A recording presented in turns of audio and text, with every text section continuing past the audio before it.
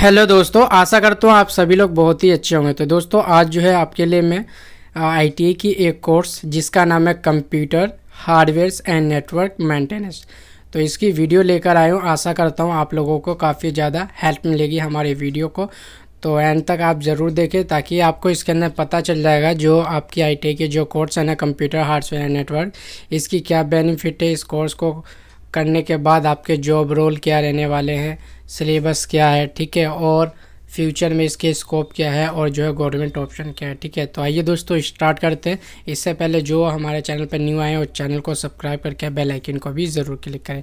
तो आइए दोस्तों समझते हैं ITI course computer hardware and network maintenance, ठीक है।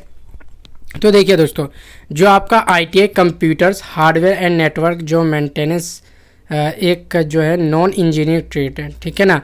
तो जो आपका ये आईटीआई का जो कोर्स है ना, ये एक आपका नॉन इंजीनियर ट्रेड है, क्योंकि आईटीआई के अंदर ना दो तरह के जो है आपकी ट्रेड चलती है। एक इंजीनियर ट्रेड, दूसरा होता है नॉन इंजीनियर ट्रेड, ठीक है।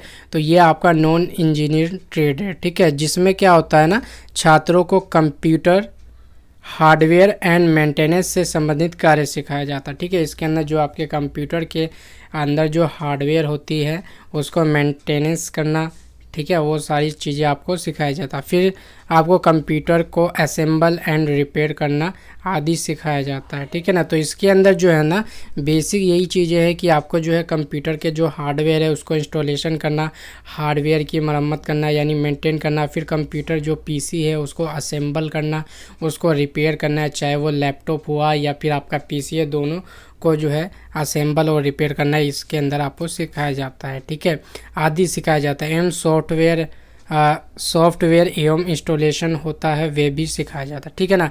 तो इसके अंदर आपका सॉफ्टवेयर इंस्टॉलेशन किस तरीके से करना है, कैसे होता है, वो सिखाया जाएगा। फिर जो पीसी के अंदर जितने भी जो पार्ट होते हैं, चाहे वो मदरबोर्ड हुआ, अदर और भी जो चीज़ें, हार्ड डिस्क हुआ, हार्डवेयर हुआ, तो ये सारी चीज़ें जो है आपको इसके अंदर जो है सिखाया जाता है, ठीक है ना। उसके बाद बात करते हैं दोस्तों इस कोर्स की जो है ड्यूरेशन क्या होती है ना, ये कोर्स जो है कितने साल का होता है। तो देखिए दोस्तों, ये जो आपका कोर्सेज होता है ना, ये जो बेसिकली जो है आपका 1 ईयर का ट्रेड होता है, ठीक है। और इसके अंदर दोस्तों आपका सिर्फ एक ही बार एग्ज़ाम होता है, क्योंकि पहले जो है सेमेस्टर वाइज चलता था, लेकिन अब जो है ये एनुअल वाइज कर दिया गया है। तो आज सिर्फ साल में जो है इसका एक बार एग्ज़ाम होता है, ठीक है। वो भी जो है आपका देखिए, दूसरा जो है आपका सीबीटी मोड एग्ज़ाम होता है, ठीक है। इसके अंदर जो है आपको कोई लिखने वगैरह का कोई चक्कर नहीं होता है। इसके अंदर सिर्फ एमसीक्यू क्वेश्चन पूछे जाते हैं। और जो आपका एग्ज़ाम मोड होता है वो सीबीटी होता है, यानी कंप्यूटर सेंटर, जहाँ पे बहुत सारे होते हैं वहाँ पर जो है आपका सेंटर पड़ता है, वहाँ पर कंप्यूटर पे आपको जो है बैठना है और वहाँ पर जो है एमसीक्यू क्वेश्चन 4 ऑप्शन होंगे, उसमें से जो भी आंसर सही होगा उस पर जो है आप माउस के द्वारा जो है क्लिक करेंगे, ठीक है। तो ये जो है आपका एग्ज़ाम मोड हुआ, ठीक है। अब बात करते हैं दोस्तों, इसके अंदर बोर्ड होती है, 2 तरीके की जो है बोर्ड होती है। एक होता है आपका एनसीबीटी और एक होता है आपका एससीबीटी, ठीक है।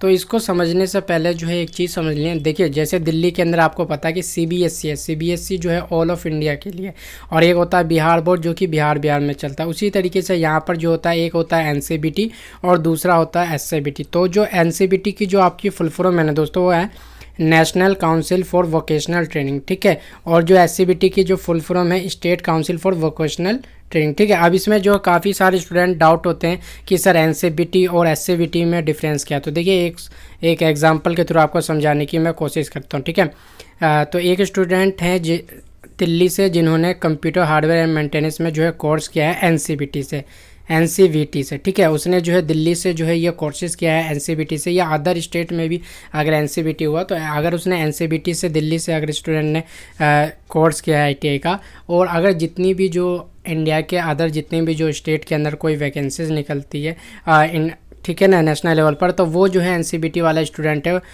सभी जो स्टेट है उसके अंदर निकलने वाली वैकेंसी में जो है अप्लाई कर सकता है, ठीक है।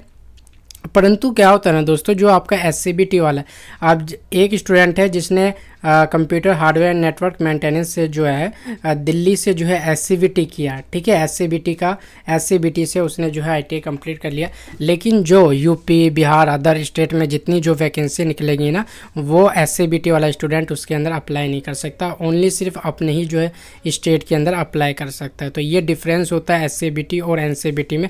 तो इसके अंदर जो सबसे बेस्ट होता है ना दोस्तों, ये आपका होता है एनसीबीटी। तो मैं आप सभी स्टूडेंट को रिकमेंड करूंगा कि आप लोग जो है एनसीबीटी से ये कोर्स करें, ठीक है। आइए दोस्तों आगे और जानते हैं, ठीक है।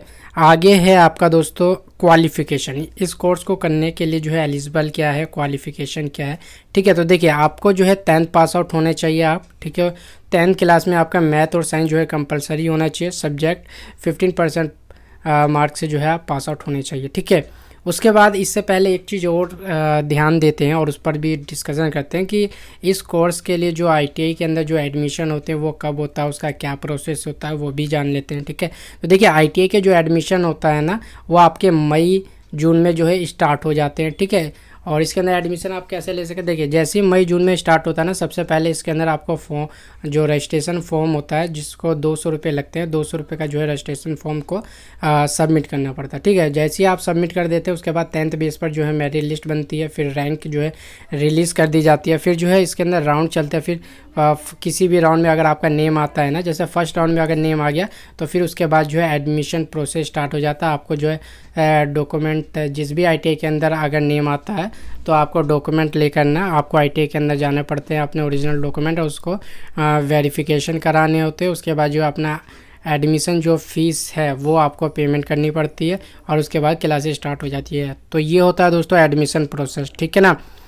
उसके बाद बात करते हैं विच कॉलेज, किस कॉलेज से जो है ये कोर्सेज़ को करना चाहिए, ठीक है ना। तो देखिए जो गवर्नमेंट से अगर आप करते हैं तो 2000 से लेकर लगभग 5000 के बीच में जो है आपका खर्च आएगा, जिसमें जो है आपका बुक्स, ड्रेस और जो है फ़ीस सारा कुछ जो है इंक्लूडेड होगा, ठीक है ना। और इसके अंदर एग्ज़ाम फ़ीस भी इंक्लूडेड होगा। उसके बाद अगर प्राइवेट कॉलेज से यही कोर्स अगर करेंगे आईटीआई के माध्यम से तो आपको 30,000 तक का जो है खर्चा आ सकता है, ठीक है। ज़्यादा भी आ सकता है, ठीक है ना। तो ये एक अनुमान के हिसाब से मिल रहा है। उसके बाद अगर सिलेबस की बात करते हैं तो इसके अंदर देखिए आपको ट्रेड थ्योरी इसके अंदर पढ़ाया जाता है, ठीक है ना। ट्रेड थ्योरी के अंदर क्या है कि बेसिक आपको इलेक्ट्रिकल कंसेप्ट पढ़ाया जाएगा, ठीक है ना, कि इलेक्ट्रिकल, क्योंकि ये जो आपका कंप्यूटर मेंटेनेंस है ना, इसके अंदर जो है इलेक्ट्रॉनिक का काफ़ी ज़्यादा है। तो इलेक्ट्रिकल के बारे में आपको बताया जाएगा कि कौन सी तार कैसे लगती है, एसी मोटर, डीसी मोटर, ये सारा कुछ जो है आपको पढ़ाया जाता है। तो इलेक्ट्रिकल जो भी इसके अंदर कंसेप्ट होंगे ना कि किस किस वायर को जो है कहाँ पर ज्वाइन करना, वो इसके अंदर पढ़ाया जाता है। इंट्रोडक्शन ऑफ रेजिस्टर के बारे में आपको पढ़ाया जाएगा, ठीक है। उसके बाद इलेक्ट्रॉनिक कॉम्पोनेंट्स डाइडस जो है ये पढ़ाया जाएगा कि जो भी आपके पीसी वगैरह है उसके अंदर जो भी आपके इलेक्ट्रॉनिक जो कंपोनेंट्स हैं ना उसको किस तरीके से जो है असेंबल करना है, वो सारा कुछ इसके अंदर सिखाया जाएगा।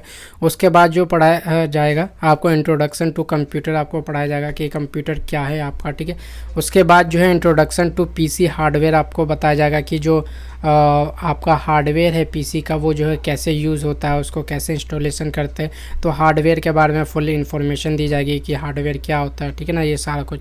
फिर असेंबल हार्डवेयर, ठीक है ना, तो हार्डवेयर को असेंबल किस तरीके से किया जाता है वो आपको इसके अंदर पढ़ाया जाता है। उसके बाद इंट्रोडक्शन टू हार्ड डिस्क, जो आपके हार्ड डिस्क होते हैं ना कंप्यूटर के अंदर, ठीक है, तो वो क्या होती है और हार्ड डिस्क को कैसे जो है इंस्टॉल करते हैं, वो सारा कुछ इसके अंदर आपको पढ़ाया जाता है, ठीक है। उसके बाद जो है एंटीवायरस एंड एप्लीकेशन सॉफ्टवेयर, जो भी आपके एंटीवायरस जो पीसी के अंदर होते हैं उसका जो एप्लीकेशन होता है उसको जो है सॉफ्टवेयर जो होता है ना उसको कैसे इंस्टॉलेशन करना है, वो क्या होता है, फिर ठीक है ना, वो सारा कुछ जो है आपको डिटेल पढ़ा जाएगा। उसके बाद दोस्तों जैसे आपका थ्योरी तो रेगुलर होती है, प्रैक्टिकल भी आपका रेगुलर होती है, यानी थ्योरी आपकी 1 आवर 2 आवर जो है मॉर्निंग में हो जाएगी, बाकी पूरा दिन जो है आपका प्रैक्टिकल चलता है। तो प्रैक्टिकल में देखिए आपको क्या क्या सिखाया जाएगा, बेसिक ऑफ इलेक्ट्रिसिटी, ठीक है, इलेक्ट्रिसिटी के बारे में आपको पढ़ाया जाएगा, एसी मोटर, ठीक है, एसी करंट, डीसी की जो करंट होती है कि आपके जो कंपोनेंट्स है उसके अंदर एसी करंट कहाँ ज्वाइन करना है, डीसी करंट कहाँ ज्वाइन करना है, ठीक है, उसके अंदर कौन सी जो है वायर है जो कि एसी को कनेक्ट करती है, डीसी को कनेक्ट करती है, ठीक है। उसके बाद रजिस्टर्स हैं सोल्डरिंग एंड डी सोल्डरिंग। इसके अंदर फिर आपको बताया जाएगा सोल्डरिंग और डी सोल्डरिंग करना सिखाया जाएगा कि सोल्डरिंग कैसे करते हैं और डी सोल्डरिंग कैसे करते हैं, ठीक है ना, प्रैक्टिकल में, ठीक है, क्योंकि ये रेगुलर बेस पर जो है आपका प्रैक्टिकल होता है, तो रेगुलर ही जो है ये चीज़ें आपको सिखाई जाएगी सोल्डरिंग वगैरह करना, ठीक है। उसके बाद थर्ड नंबर पे आता है दोस्तों आपका इलेक्ट्रॉनिक कंपोनेंट, ठीक है। इलेक्ट्रॉनिक जो भी आपके कंपोनेंट्स हैं पीसी के अंदर, ठीक है ना, तो वो सारा कुछ जो है आपको प्रैक्टिकल ही करके दिखाया जाएगा, ठीक है ना, और प्रैक्टिकल कराया जाएगा। उसके बाद ट्रांजिस्टर है एंड द एम्पलीफायर्स है। उसके पावर ऑफ सप्लाई है कि किस में जो है कितनी आपको पावर देनी है, ठीक है ना, वो सारा कुछ आपको बताया जाएगा। कैसे जो है सप्लाई दिया जाता है अलग अलग वायर में, वो सारा कुछ जो है यहाँ पर आपको सिखाया जाता है दोस्तों, ठीक है। उसके बाद बात करते हैं एम्प्लॉयबिलिटी स्किल्स। इसके अंदर एक सब्जेक्ट होती है जो कि कॉमन है सभी ट्रेड के अंदर। इसके अंदर आपको इंट्रोडक्शन ऑफ कंप्यूटर के बारे में पढ़ाया जाता है, इंग्लिश लिटरेसी। उसके बाद कम्युनिकेशन स्किल्स कैसी होनी चाहिए, आपको किस तरीके से कम्युनिकेशन स्किल होना चाहिए वो भी आपको सिखाया जाता है। उसके बाद एनवायरमेंटल एजुकेशन पढ़ाया जाएगा, ठीक है ना, और बिजनेस एंड हेल्थ सेफ्टी के बारे में आपको पढ़ाया जाएगा कि इस कोर्स को करने के बाद जो है बिजनेस के क्या ऑप्शन है, हेल्थ आप कैसे रखेंगे, सेफ्टी कैसे रखेंगे, ठीक है, इसके बारे में। उसके बाद अगर हाई एजुकेशन करना चाहें, डिप्लोमा है, बीटेक है, बीसीए है, ठीक है, आप जो है हाई एजुकेशन जावा है, टेली, ये सारी कर सकते हैं। उसके बाद कोर्स को कंप्लीट करने के बाद जो है आईटीआई के अंदर जो है प्लेसमेंट के लिए जो कंपनीज़ आती हैं वो अप्रेंटिस के लिए आती है। प्राइवेट सेक्टर में बहुत सारी कंपनीज़ आएगी। फिर उसके बाद गवर्नमेंट सेक्टर में अगर आप अप्लाई करने चाहते हैं तो गवर्नमेंट सेक्टर में भी जो है अप्लाई कर सकते हैं, ठीक है। जॉब रोल्स आपका क्या रहने वाले हैं, ठीक है ना, तो वो भी देख लेते हैं। जॉब्स रोल रहने वाला हार्डवेयर टेक्नीशियंस बन सकते हैं, नेटवर्क एडमिनिस्ट्रेटर बन सकते हैं, कंप्यूटर ऑपरेटर बन सकते हैं, ठीक है। उसके बाद टेक्निकल सपोर्ट टेक्नीशियंस बन सकते हैं और कंप्यूटर लैब के जो है इंचार्ज बन सकते हैं, ठीक है।